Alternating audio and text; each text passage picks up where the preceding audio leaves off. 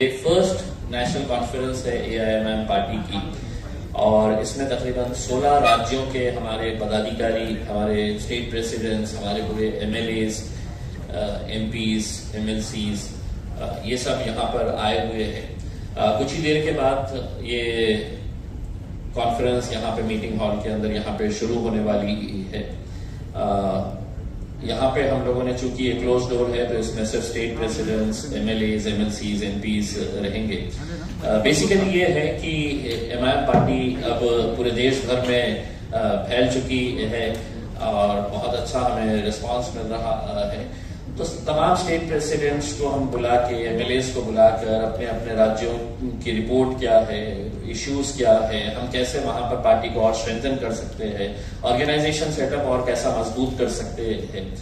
तो एक कलेक्टिवली जो देश का जो माहौल है उसके ऊपर भी चर्चा करने के लिए यहाँ पर सभी इकट्ठा हुए हैं। तो this is the basic purpose of this national conference. ये प्रेस कॉन्फ्रेंस खत्म होते ही आप लोग यहाँ से जितनी जल्द चले जाएं, क्योंकि because we already late for the meeting. और ये मीटिंग आज के दिन यहाँ पर स्टेट प्रेसिडेंट्स, MLAs, ये वो जैसा मैं बताया उनके साथ होगी। कल दूसरी मीटिंग हमारी चेंबूर में है, ओमेगा बैंक्वेट के अंदर। वहां पर तकरीबन हमारे 1000 to 1200 हमारे जितने भी ऑफिस बेयरर्स हैं पूरे देश भर के। ऑफिस बेयरर्स मतलब डिस्ट्रिक्ट प्रेसिडेंट्स है, सिटी प्रेसिडेंट्स है, यूथ विंग है, वुमेन्स विंग है, हमारे कॉर्पोरेटर्स है, जिला परिषद के सदस्य है, नगर पंचायत के सदस्य है, ये देश भर से आए हुए हैं। तो ये एंट्री भी बड़ी रिस्ट्रिक्टेड हमने किए है, because everybody wanted to come, सब जने आना चाहते थे उसमें, लेकिन हमने आई कार्ड दिया हुआ है। तो क्योंकि हम इसके ऊपर एक गंभीर चर्चा करना चाहते हैं। साइमल्टेनियसली हमारी सोशल मीडिया की टीम जो है, वो सोशल मीडिया की टीम का हमारे पास एक वर्कशॉप साइमल्टेनियसली चलेगा। इस मीटिंग के अंदर है तो हमारा ऑर्गेनाइजेशन सेटअप को कैसे मजबूत किया जा सकता है, इसके ऊपर एक वर्कशॉप रहेगा। So these are basically the issues जिसकी वजह से हम यहाँ पर इकट्ठा हुए हैं। तो थैंक यू वेरी मच। अब आप लोगों के जो भी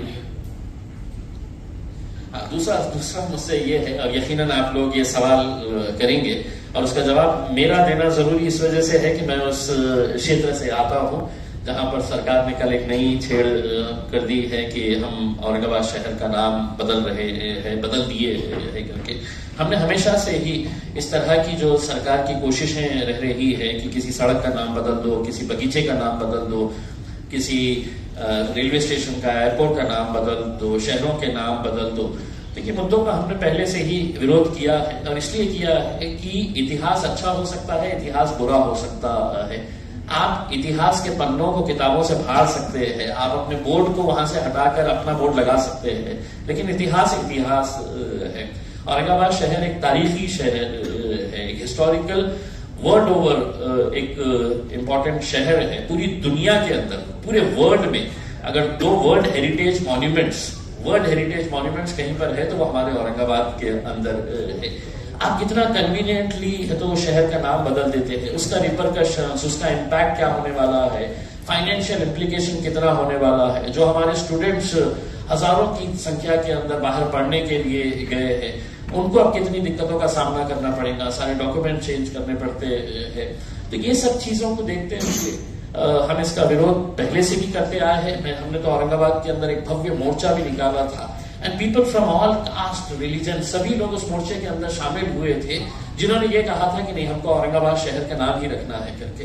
आज सरकार के पास आंकड़े हैं, आज सरकार के पास नंबर्स है, हुकूमत है, तो एक तरीके से डिक्टेटरशिप हो गई है कि लोगों को कॉन्फिडेंस में लिए बिना, भाई मेरे शहर का फैसला मेरे शहर की जनता तय करेगी, ना कि मुंबई में बैठे हुए उद्धव ठाकरे साहब करेंगे, ना एकनाथ शिंदे साहब करेंगे, ना देवेंद्र फडणवीस साहब करेंगे। इसमें आप कम से कम आके हैं तो हमारी जनता से, औरंगाबाद में रहने वाले लोगों से, उनसे ये पूछिएगा। उसमें अब चूंकि नाम बदल चुके हैं आपने, तो मैं आपसे ये सवाल करना चाहूंगा कि आपने इस शहर के लिए, अब चूंकि इतनी महान शख्सियत के नाम के ऊपर आपने ये किए हैं, तो कितने हजार करोड़ रुपए का पैकेज दे रहे हैं ताकि इस शहर को हम अंतर्राष्ट्रीय दर्जे का सबसे बेहतरीन शहर बना सके। मेरा ये सवाल सरकार से ये है कि अब चूंकि नाम बदलने का आपने फैसला ले ही लिया है, तो क्या जिस शहर के अंदर 8-8 दिन के बाद आज भी पानी मिलता है, वहां पर कल से हर रोज पानी मिलने वाला है? इसका जवाब दे दे देवेंद्र फडणवीस साहब। क्या जो मेरे जिले के अंदर शेतकरी आत्महत्या कर रहे हैं, अब आत्महत्या नहीं करेंगे क्योंकि शहर का नाम बदल गया है?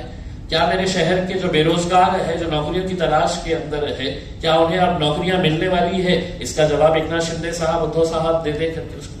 जब आपके पास दिखाने के लिए कुछ नहीं रहता है तो इन्हीं मुद्दों को आप इमोशनल इश्यू बनाकर किस तरह से लोगों का मन डाइवर्ट करना है, ये सब साजिशें रची जाती है।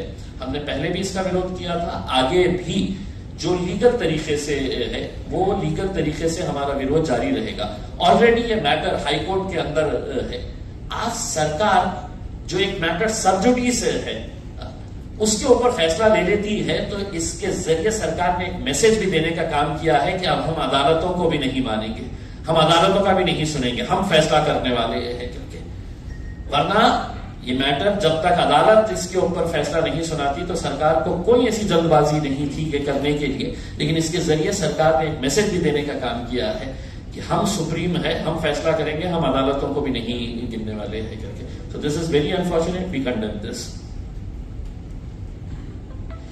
और बेसिकली देखिए ये जो मुद्दा है इसके अंदर आपसी जो लड़ाई है, पहले है तो उद्धव साहब की जब सरकार थी कांग्रेस और एनसीपी के साथ में, तब उन्होंने है तो कैबिनेट के अंदर डिसीजन ले लिया बाहर निकल कर आके, और उस कैबिनेट के अंदर जब डिसीजन लिया गया है तो इक्वली गुनहगार जो थे वो सो कॉल्ड सेक्युलर पार्टीज अपने को कहने वाले कांग्रेस और एनसीपी भी उसके अंदर शामिल थी कैबिनेट के अंदर जब ये फैसला लिया गया था।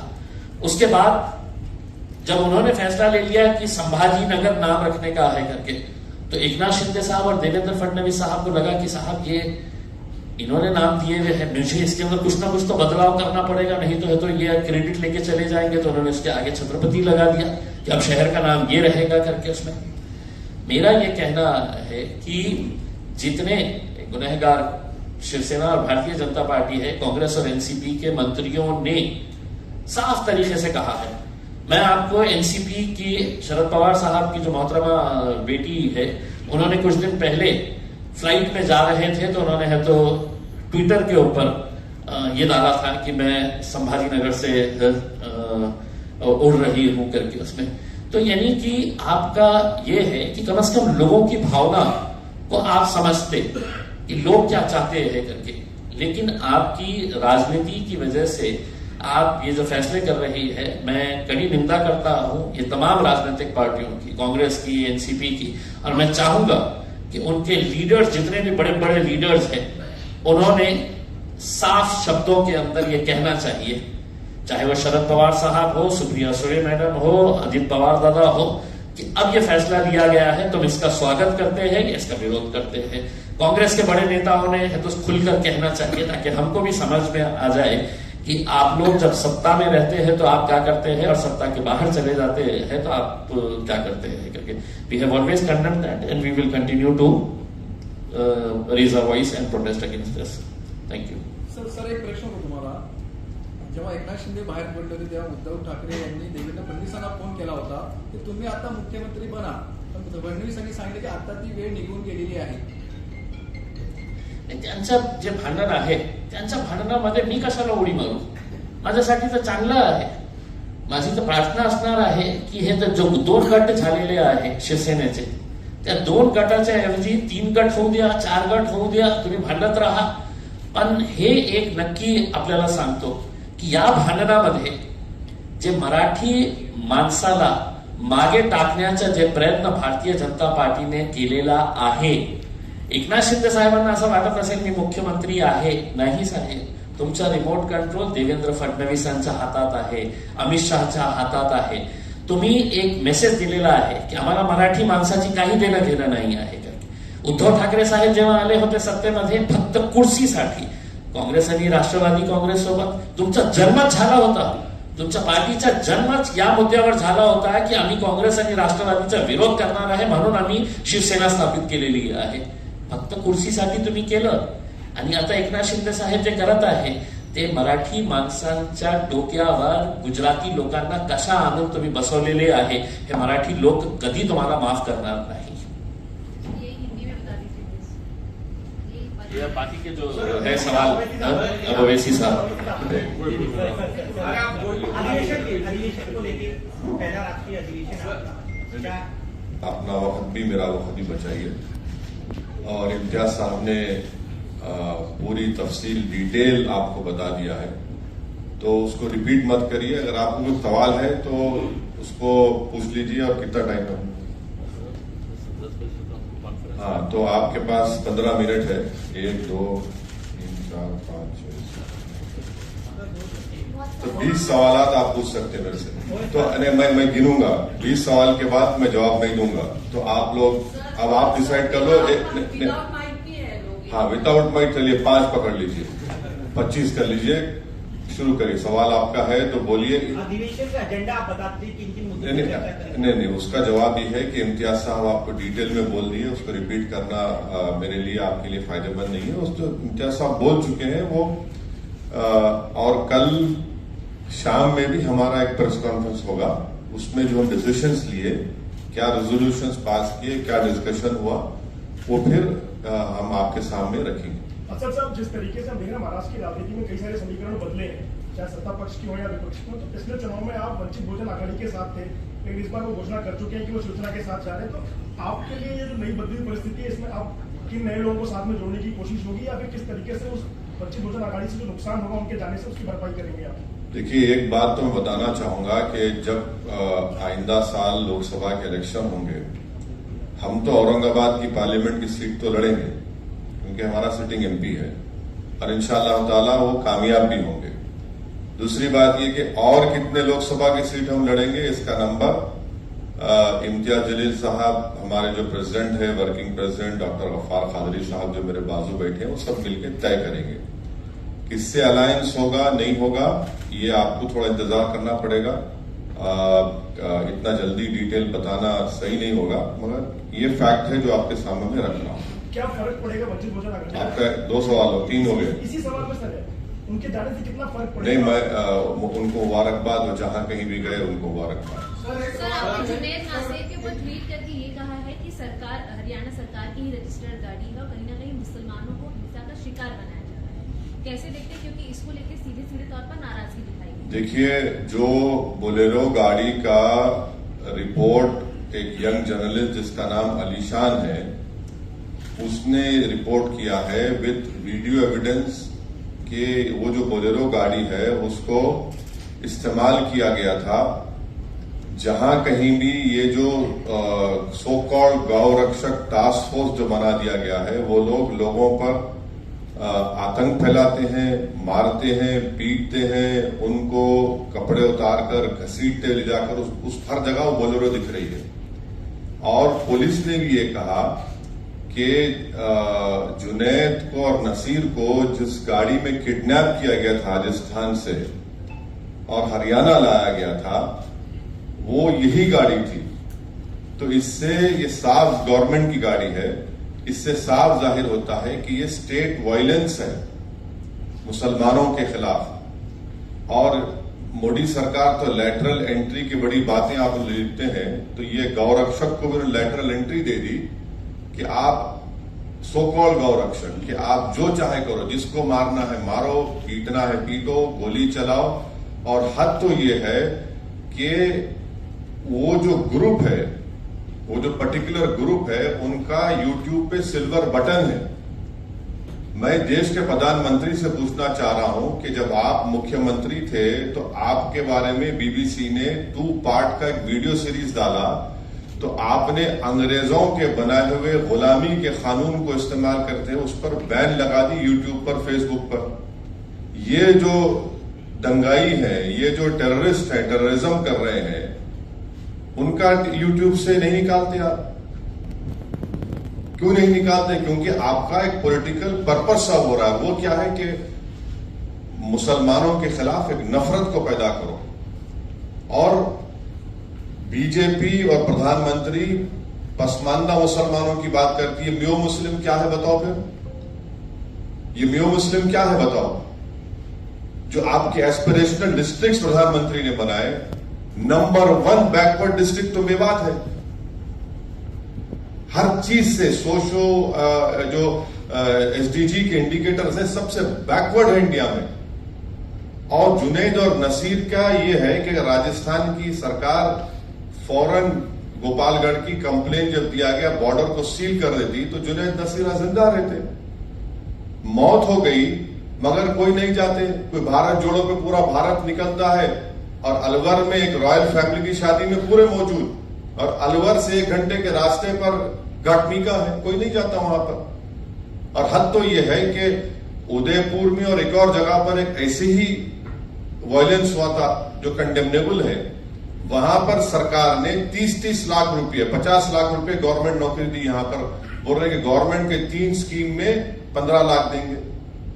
ये डिस्क्रिमिनेशन है भाई। जब मरते हैं तो आप घर को नहीं जाते, क्यों नहीं जाते? मैं अपनी स्पीच में कहा इसलिए नहीं जाते क्योंकि अगर कोई मुसलमान की लाश के सामने खड़े हो गए तो उनको वोट नहीं मिलेगा।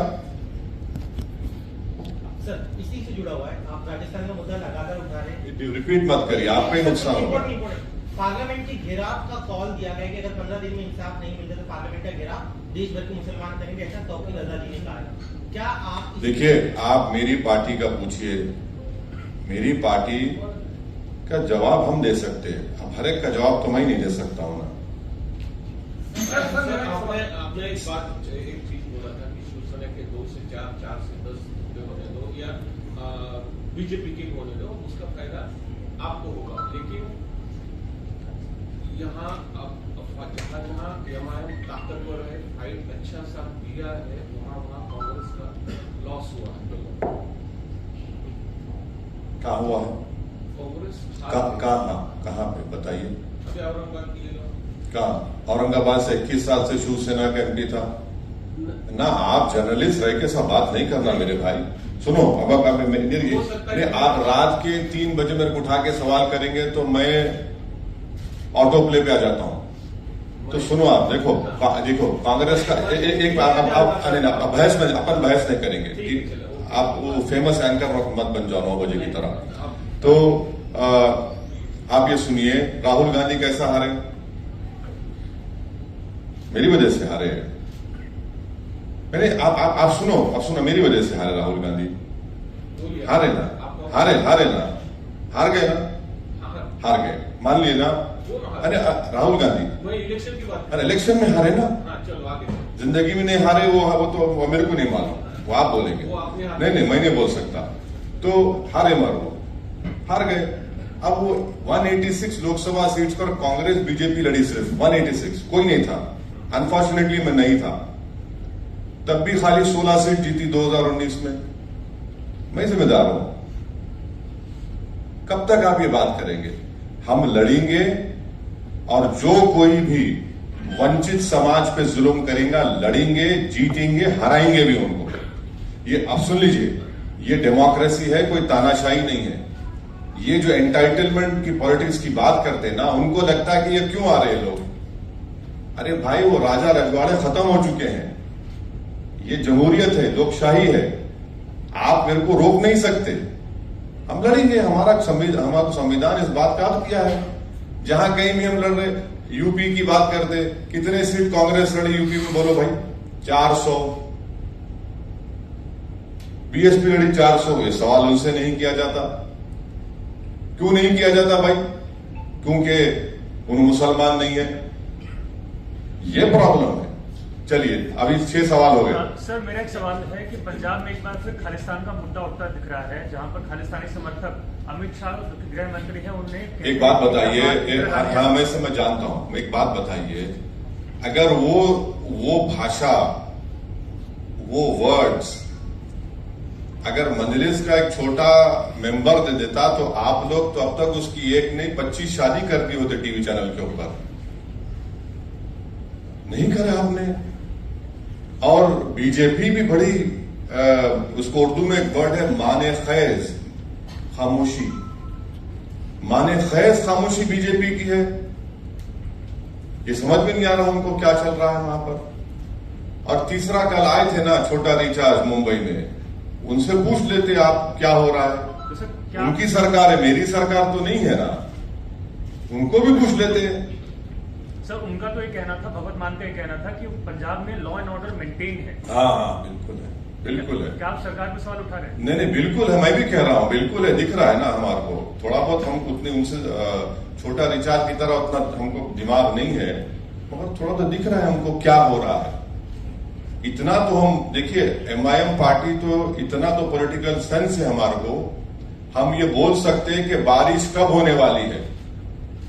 हम हवाओं में सूंघकर मिट्टी की खुशबू, मिट्टी आने के बाद हम नहीं बोलते कि बारिश होने वाली है, हम ये जरूर बोलेंगे बारिश होने वाली है। सर आगे क्या कार्रवाई की मांग करेंगे? हाँ completed, it is complete. Sir एक सवाल है, वैसे दो सवाल है, लेकिन पहला सवाल ये है कि जिस तरीके से आप लोग आपने जिक्र किया कि डेमोक्रेसी है, हाँ? जिस तरीके से आपने बोला कि यहाँ पर डेमोक्रेसी है, तानाशाही नहीं है, हाँ। तो इसी से जुड़ा सवाल ये है कि जिस तरीके से आपने देखा शिवसेना के बारे में जो हुआ, इलेक्शन कमीशन ने जो डिसीजन दिया, तोड़ मोड़ पर जो भाजपा ने सरकार बनाई शिंदे के साथ में, हाँ। लेकिन बाद में जो इलेक्शन कमीशन ने जो डिसीजन दिया, बिल्कुल। जो चुनाव चिन्ह था वो चला गया। हाँ। क्या इलेक्शन के कमीशन के निर्णय के ऊपर आप किस तरीके से देखते हैं? ये पहला सवाल। और दूसरा सवाल ये है, हाँ, बोलिए दूसरा सर। सवाल ये है कि आपने देखा कि कल उद्धव ठाकरे से अरविंद केजरीवाल मिले, जैसे कि सब लोग अभी बोल रहे हैं कि छोटी छोटी रीजनल पार्टियां एक साथ आकर अच्छा। बीजेपी से लड़नी चाहिए, तो आपका अजेंडा क्या है? सबसे पहली बात तो ये बताइए, आपका सवाल ये भी होना चाहिए था, अगर आपका इख्तियार है, कि बिहार में मेरे 4 MLA को तोड़ दिए कांग्रेस राजद, वो अच्छा काम था क्या? बोलो, आपको पूछना चाहिए था। जब यहां गलत हुआ तो वहां सही हुआ क्या? क्योंकि ये सेकुलरिज्म के ठेकेदार हैं, ये चंगेज खान की तरह काम करेंगे तो नहीं, वो उनको चंगेज मत बोलो। यहां पर होगा महाराष्ट्र में तो चंगेज है जो भी कर रहे हैं। अरे भाई, चंगेज दोनों जगह पे होता है ना, एक जगह कहां होता है? दोनों जगह होता है। सर डॉक्टर उदित राज जी का कहना है कि अगर मोदी जी आपकी राजनीतिक कब्र न खुदी तो देश की खुद जाएगी। कौन बोले ये? डॉक्टर उदित राज है, INC से है, कांग्रेस पार्टी। क्या बोला उन्होंने? उन्होंने कहा कि अगर मोदी जी आपकी राजनीतिक कब्र न खुदी तो देश की खुद जाएगी, दोनों में से कुछ एक जरूर होगा। नहीं, मैं तो इस पे नहीं बोल सकता मैडम। मैं खबर बनाने का एक्सपर्ट नहीं हूं, मैं जिंदा रखने वालों में का एक्सपर्ट हूं। अब जिसकी खबर बनेगी उन्हें फूल चढ़ाएंगे, मैं नहीं बोल सकता इसका। बात हो रही है नहीं, दोनों दिया मैं।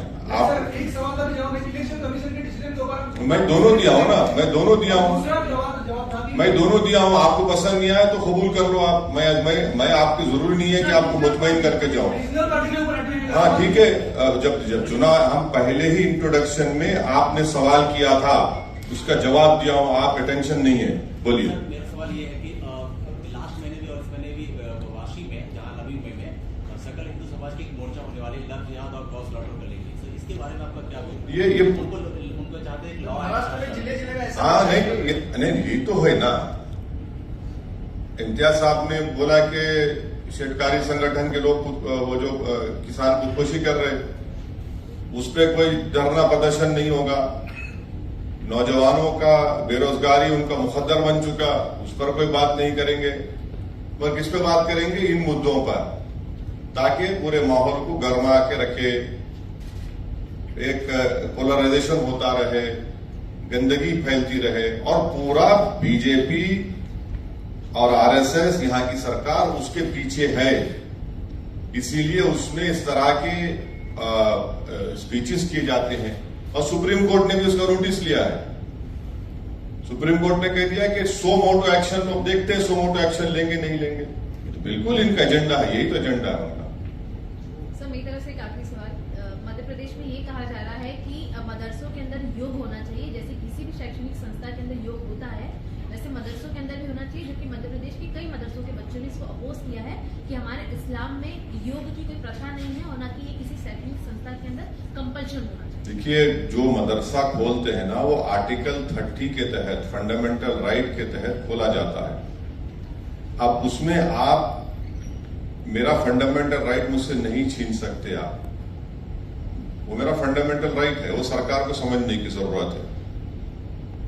जब मैं इसको आर्टिकल 30 के तहत खोलता हूं तो आप कैसा किसी को फोर्स करेंगे? सर मेरा एक सवाल है कि मुंद्रा में जो है, आपने कहा कि हर जगह हम लोग ताकत से लड़ने की कोशिश करते हैं, हम लोग वहां पर लड़वा दें। आपके 2 बार MLA वहां पर लड़ने की कोशिश किया है। एक MLA तो जो थे वो छोड़कर पार्टी चला गया, तो आगे जैसे आपने 2 बार देखा कि ऐसा हुआ है, तो थर्ड टाइम आप कैंडिडेट चुनेंगे, तो आपने क्या उसके लिए एजेंडा तैयार किया गया है? तो वो जो कहावत है ना, दूध के जले छाछ को भी फूंक फूंक कर पीते हैं, तो हम दूध के जले हुए हैं। इंशाल्लाह पूरी कोशिश करेंगे कि जमीर फरोश, कफन चोर, बेईमानों को टिकट नहीं देंगे। सर एक सवाल और है कि 2014 में जो है पुलिस कभी भी आपको कहीं भी परमिशन देना नहीं चाहती, हमेशा रोका जाता है, पर 2014 में आपको जिस तरह आप हैदराबाद में घर घर जाकर जैसा आप ट्रेन चलते हैं, उसी तरह आपने मुंब्रा में भी कोशिश की थी कि नहीं, मुंब्रा में नहीं हुआ। सर आपको परमिशन नहीं मिली थी 2014 में, मगर आप होटल में रुके रहे, मगर आप नहीं, गलत बात क्या है। वजह? नहीं, गलत बात है। 2014 मुंब्रा में मेरे को परमिशन नहीं मिली। अगर मिलती तो मैं बराबर आता। मैं तो कहता हूं कि अल्लाह ने मुझे पैरों में मेरे पहिए भी पैदा किए हैं, तो चलने का मेरे को बहुत शौक है, मगर परमिशन नहीं मिली। और जब मिलेंगी इंशाल्लाह मिलेंगी, मैं जाऊंगा ना। अभी तो हम इसीलिए मुंब्रा में ही कर रहे हैं सब चीजें, क्योंकि एक महाशय हैं, उनको बहुत आसमान पे उड़ते रहते हैं, वो समझते हैं कि कुछ भी कर लेंगे, भी हम करेंगे। सर जी, संयुक्त विपक्ष की बात होगी, जो नहीं ऑपोजिशन की बात पे क्या कहना है आपको? संभव डिमांड किया है हिंदू परिषद और बजरंग दल बैन होना चाहिए। कौन? आईएमसी। हाँ, आईएमसी क्या आईएमसी क्या है? आईएमसी क्या है? इतिहाद मिल्लत कौंसिल। मैं नहीं जानता कौन सा ऑर्गेनाइजेशन है। अरे उनसे पूछ लो भाई, मेरे को क्यों पूछते? मेरा असद जी 2024 के लिए संयुक्त विपक्ष की जो बातचीत हो रही है, उसमें आप कितनी संभावना देखते हैं, या फिर आप किस तरफ खड़े हैं? अच्छा, आप उनसे बात करा दीजिए ना हमारी। आप हम चलो, मैं आपको इख्तियार दे रहा हूँ, चलो बात करो। आपको देता हूँ मैं, आपको संभावना नहीं, आपको देता हूँ जिम्मेदारी। चलिए बात कराइए ना, हम तो बहुत बात करा दीजिए। अब मैं तो बोलो बात करा दीजिए। अब वो बात नहीं करके आप लोग चलाते वो टीम, फुला टीम, ऐसा टीम। अरे वो बात करा दो ना। सर ठीक है सर, लेकिन एक सवाल उससे जुड़ा हुआ एक सवाल है, आप उसका जवाब नहीं देना चाहते, लेकिन ये जवाब तो दे दीजिए कि अगर रीजनल पार्टियां एक साथ आती है तो क्या बीजेपी को टक्कर दे सकेगी, या अगले चुनाव में? एक बात सुनिए, आपका एक्सपीरियंस एक बात सुनिए।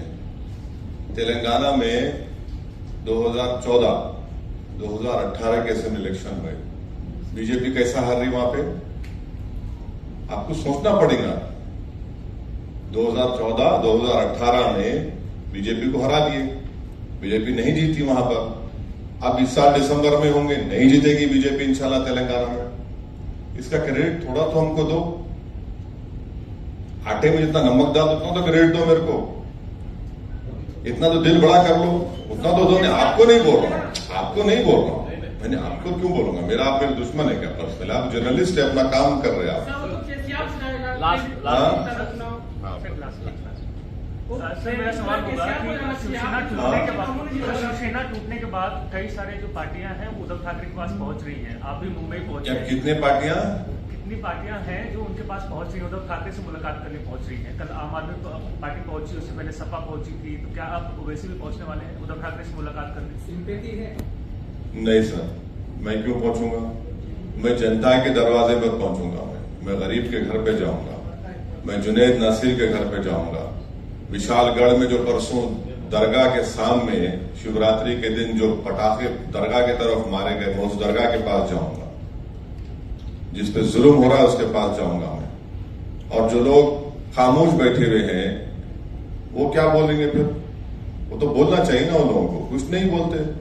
देखते हैं क्या, आपका क्या सवाल था? आपके घर पर हमला किया गया दिल्ली में, उससे पहले गोलियां चलाई गई थी, आपको लगातार आपको ऐसा है ना, ये नामर्द लोग हैं, इनको हिम्मत नहीं है, तो इनको लगता है कि मेरे घर पे आके तो पत्थर मारेंगे।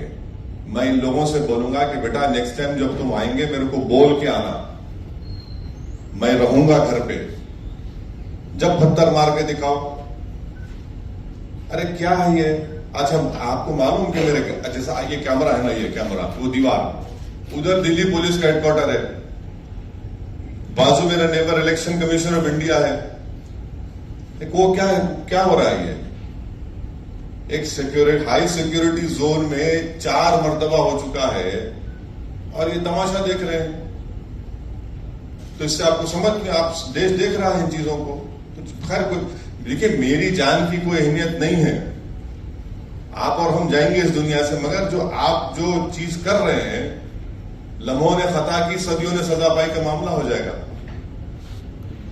हो गया सर एक ही है नहीं वाह नहीं सर लास्ट प्लीज अधिवेशन के बारे में आपके जो हो गया अधिवेशन का बोल आपको बोल दिया ना शुरू में बोल दे अधिवेशन नहीं सर वो आप सुन लो चाहे तो जवाब दे दो नहीं तो दे देंगे सर उत्तर प्रदेश में मायावती ने एक अलग फंडा यूज किया कि गणेश नहीं हाथी है क्योंकि वो जो बीएसपी है एक टिपिकल समाज का पार्टी है ऐसा उसमें एक स्टैंप लगा था लेकिन जो उन्होंने एक नया फंडा इख्तियार किया कि हाथी नहीं गणेश है वो जीत गई अभी उसके बाद जो हुआ सो हुआ तो एमआईएम भी यहाँ पर या पूरे देश में कुछ ऐसा करने वाली है क्या सोचा नहीं बहुत कुछ सोचे हम अभी आपको क्यों बोलेंगे नहीं आपको क्यों बोलेंगे जब बोलना है बोलेंगे अभी क्या जल्दी है हमारे जरिए तो हाँ आपके जरिए से ही फैलाएंगे फिक्र मत करिए